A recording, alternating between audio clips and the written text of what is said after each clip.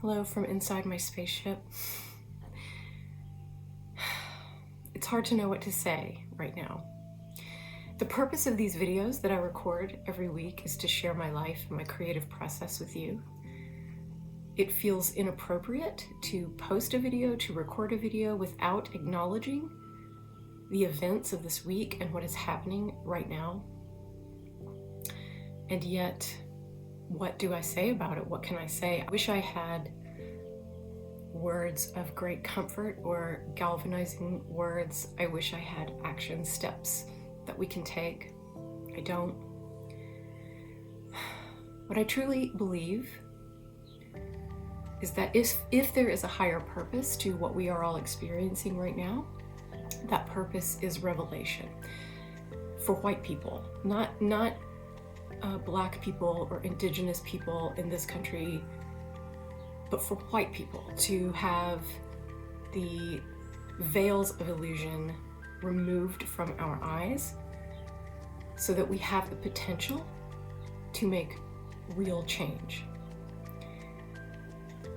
But I want to avoid platitudes or spiritual truisms or pulling out the focus too far into a sort of everything happens for a reason mentality that I think is not helpful in this moment. Neither are calls for unity. It is immoral to unify with white supremacy. I can only tell you about these times through my personal lens. And I can tell you that the stress, the incredible stress and pain of the last 4 years, and now this week, the act of domestic terrorism that took place in our capital, it's incredibly difficult, it's incredibly stressful. I have not been taking care of myself. I haven't been doing the things that I need to do. I have not been meditating. I have not been doing yoga.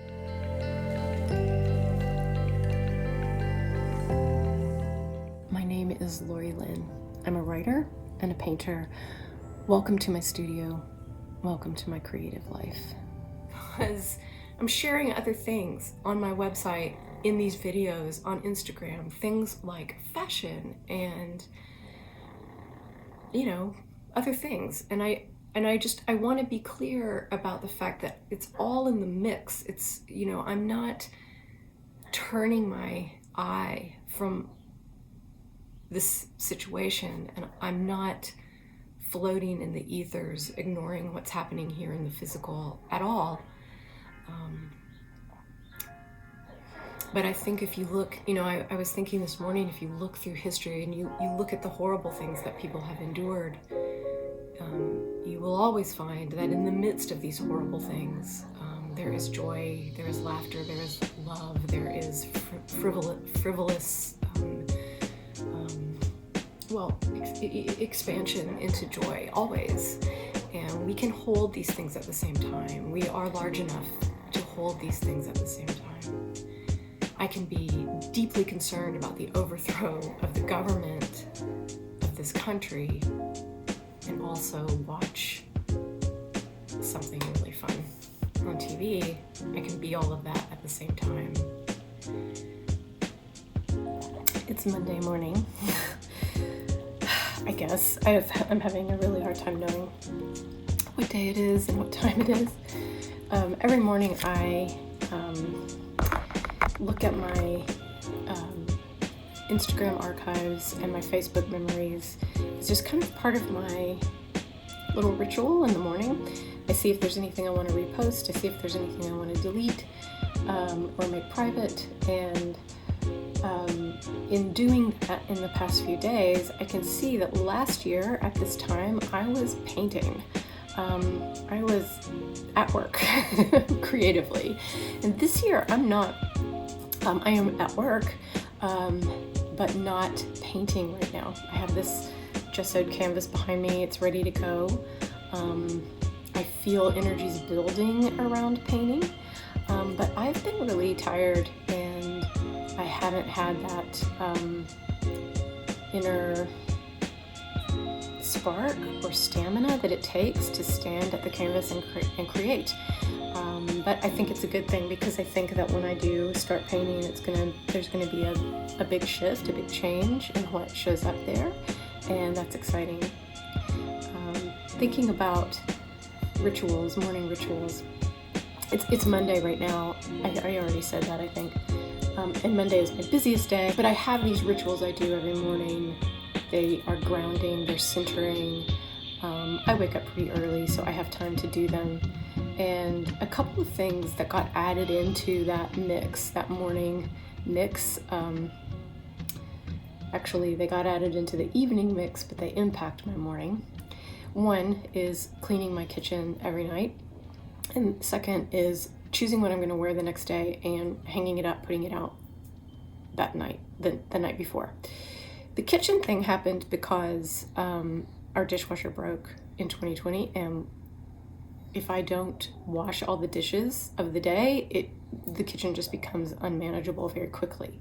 And so I started having this time where I'm doing all the hand washing of dishes. I guess it was in the 90s. It would have been in the 90s. I was living in New York, and suddenly the concept of angels became really, really popular. And in my own upbringing, in the church I went to, in my own spiritual, religious upbringing, obviously there are angels in scripture, but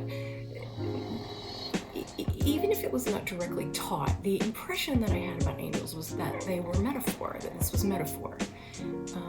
What happened in the 90s was this idea that this popularization of the idea that angels are real entities, that there are these helpers, these messengers, these beings of God, these beings of love that are not human.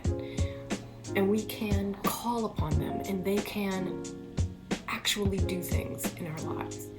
And I became super, super interested in that concept, particularly in the concept of the Archangel Michael, who's this very protective energy. And exactly at the same time in my life that I started to pray the rosary and identify with a divine, feminine mother energy, mothering face of God through the idea of Mother Mary, I became very connected to and enthralled by the idea of the Archangel Michael. And I started to pray with, work with, call in both of these energies daily. And I started just this evening ritual when I go in to make my breakfast and set the coffee for the next morning. I just clean the kitchen, put everything away. And it means that in the morning when I come downstairs, I'm walking into a clean, beautiful space where everything is where it's supposed to be, and it's just such a nice start to the day. The thing about putting my outfit out, these practices, praying the rosary, calling out to Mother Mary, calling out to the Archangel Michael, asking for that protection, made real change happen in my life. I experienced things. I experienced help, assistance. I'm trying to think of the word, deliverance, like being, almost like being picked up and put back down. That sort of feeling, those sorts of experiences. And was able to make enormous change in my life because of that spiritual help. It might seem funny since I'm not really going anywhere, just being in my home.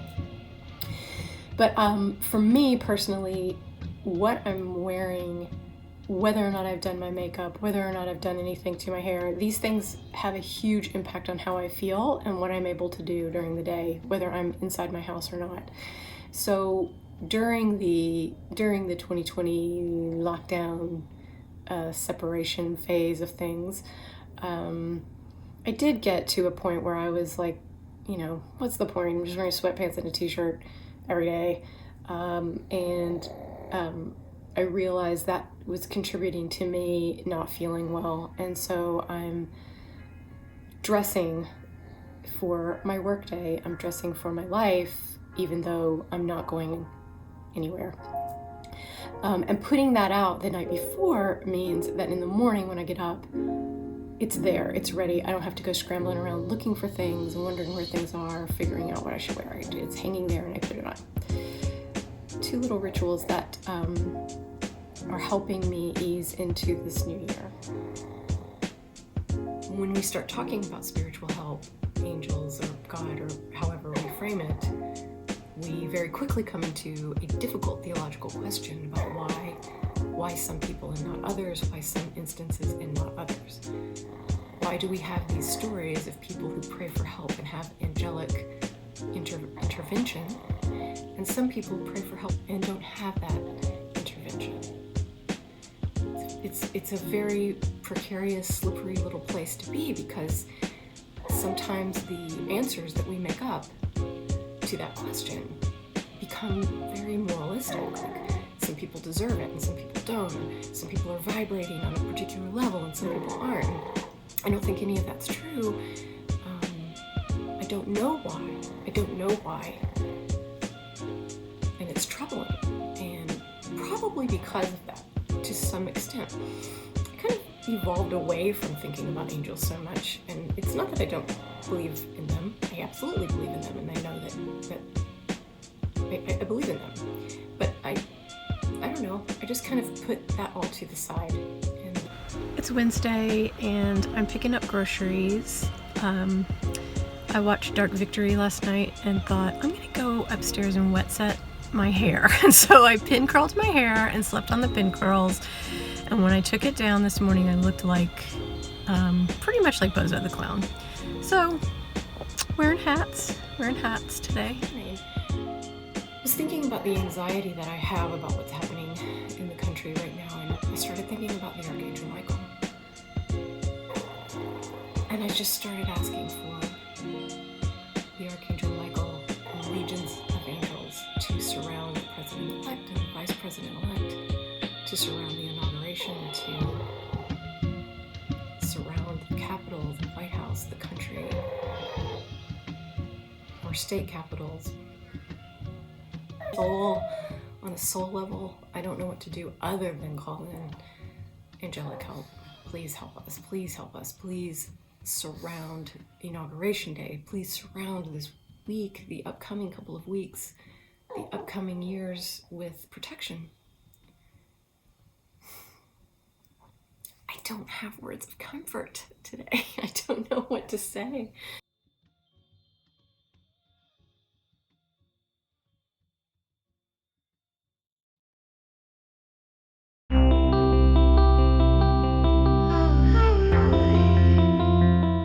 Accidentally put up a Valentine tree in January.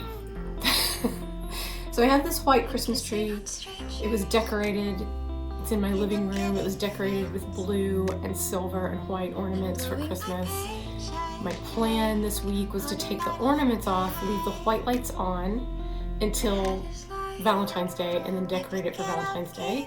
But when I took the Christmas ornaments off, Tracy said, hey, go ahead and put the Valentine lights on. So I did, and now at night it looks like a pink tree because I put pink lights on it. It's pretty cool, but you know, it's a little early. But that's how it is. That's how it is over here this week. You're not him, but I could stand you for a minute. Take my hand. Take my hand, let's start this over for a minute. Take my hand, let's start this over again. You're not him, but I could stand you for a minute. Take my hand, my peace now. With this chaos and mess, I let down my allies, and I lose their respect.